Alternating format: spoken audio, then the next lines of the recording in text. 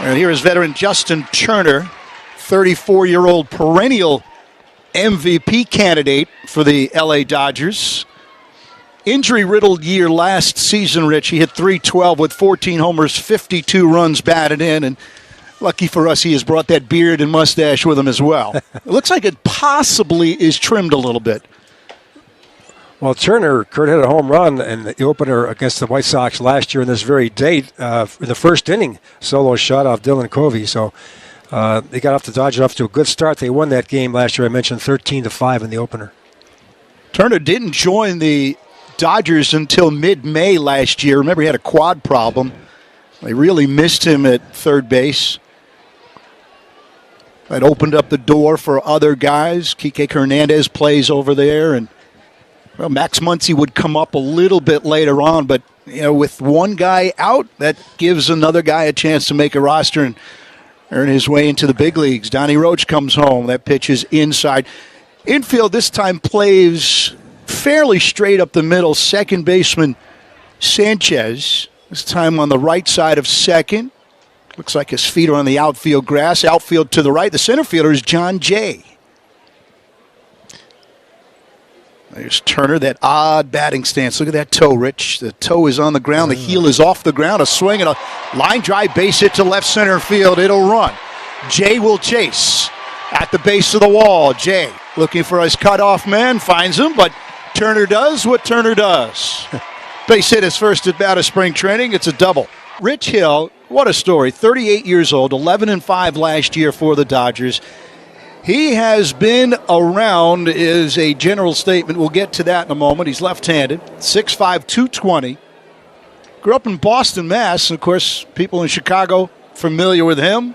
Yep. Probably associated with the Cubs more than any of his other 13 or so organizations. And John Jay will lead it off. Possible new starting center fielder for the White Sox. Takes low, and the last of the first is underway. With Kansas City and Arizona. Remember, the Diamondbacks were making a push for the playoffs last year. So after starting the year with the Royals, the Diamondbacks made a deal for Jay. Swats one foul left side. Batted .268 between the two clubs with 3 homers. Knocked in 40. And National League fans will remember him. Made his mark, Rich, with the Cardinals. And that's where he grew up in their system. I mentioned earlier he was a friend of Machado, and he got all kinds of interviews because of Machado in camp.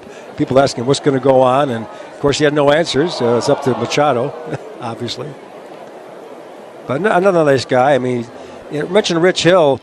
He was at the Cubs in 2005, Kurt, and in that year the White Sox, of course, won the World Series. And that year with the Cubs, in 2005, he was 0-2, a very fat 9.13, but he's had a long career. 18 years for pro ball. This is his 18th for the lefty. That big breaking ball that he throws, a slider and a fastball. Good pitch to take for Jay as he shows that he has seen quality lefties before. Outfield to the left. Infield straight up. We'll go defensively in a moment. Let's look at one more pitch to veteran John Jay. 4-0 Dodgers lead the White Sox last of the first. There's that big curveball, and he hammers it in for strike 3 call. Played with, to me, my roots growing up in New York. You were teammates for a long time. You know Reggie Jackson probably as well as anybody. Yeah. He's iconic. The name represents baseball. What can you tell me about Reggie that I don't know? Oh, golly. Reggie, he was a great guy. I got along with him real well. He stayed with me here in Birmingham for about a month. He couldn't find a place to live, so I had an extra room at my apartment. Reggie will also be part of your lore because of this. Yeah, Reggie started the mustache. He came to spring training in '72 with a mustache and wouldn't shave it off. And so myself and Catfish Hunter, Darrell Knowles, there was about 3 of us decided to grow mustaches. And we figured if we grow them, Dick Williams was our manager, he would say, okay guys, cut it off. And Reggie would have to cut his off. But Charlie Finley, our crazy owner, he thought mustaches was a great idea. And so he told everybody on the ball club, if you make the team opening day, and you got a mustache, you get $300, and that's the only reason why I grew this. $300. $300. It stayed. Yeah, it stayed. Well, it's tough to cut it off after winning the World Series 3 in a row, right. So I kept it. Do you have pictures of you? Does anybody have pictures? Is there anything with anybody have proof that you actually weren't born and raised with a mustache? Well, my first 3 or 4 baseball cards in 69, 70, and 71 were no mustache. Welcome back to our Barron Spotlight. Our guest here is Chipper Jones as we kind of go outside the box. And the reason we got him here, we love to talk about the potential of a Hall of Fame and who the greatest pitcher he ever faced and the greatest hitter, but this is it right here. And it looks like you and everybody thought real hard and long about the name. So let's start with the name ball player. Why not Chipper Jones, My Life in Baseball? It just became very simple, ball player. Why? I think ultimately the greatest compliment you can have someone talk about you or your career is to say that you were a ball player. There are people who play baseball, and then there are ball players. And that's what I always strove for. Whenever I see a guy and I'm talking about him, that's what, and I like him a lot, that's how I will describe him, down and dirty. You know, go out there and try and win every single baseball game.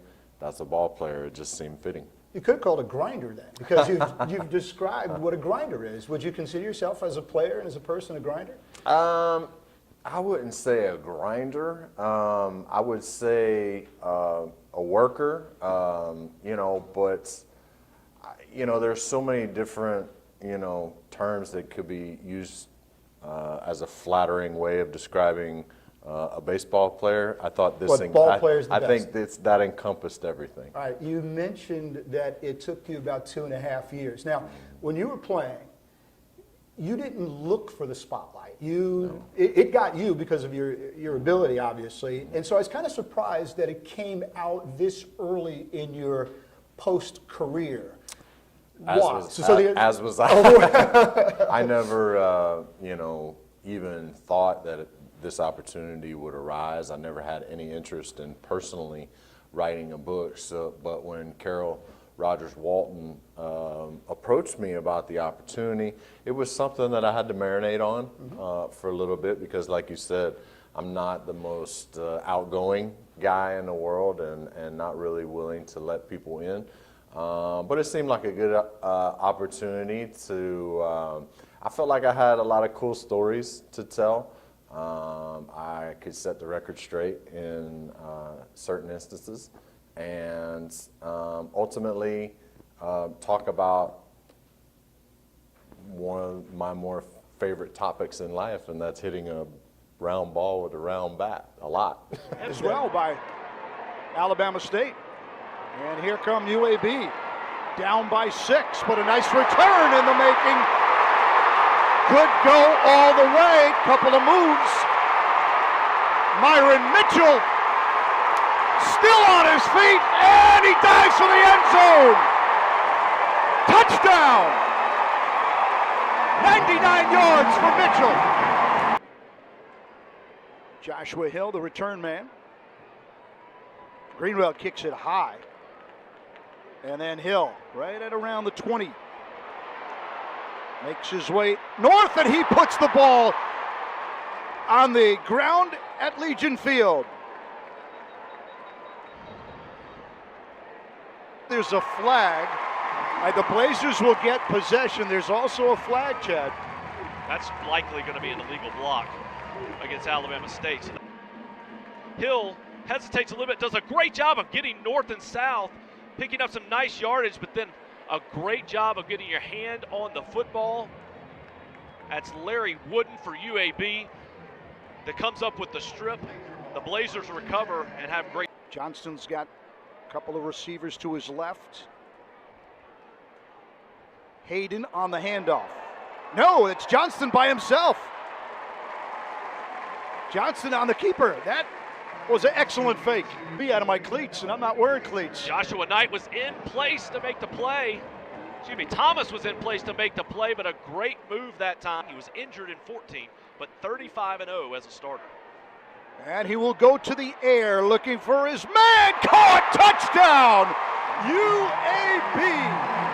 Kendall Parham. Quick fake looking down the field. No doubt to where he was going. Gets in the end zone to Parham. Great use of his hands. Touchdown, UAB. Dickey. Nice defense by Allen. Yeah, with that lack of depth, you're going to have to worry about a couple things.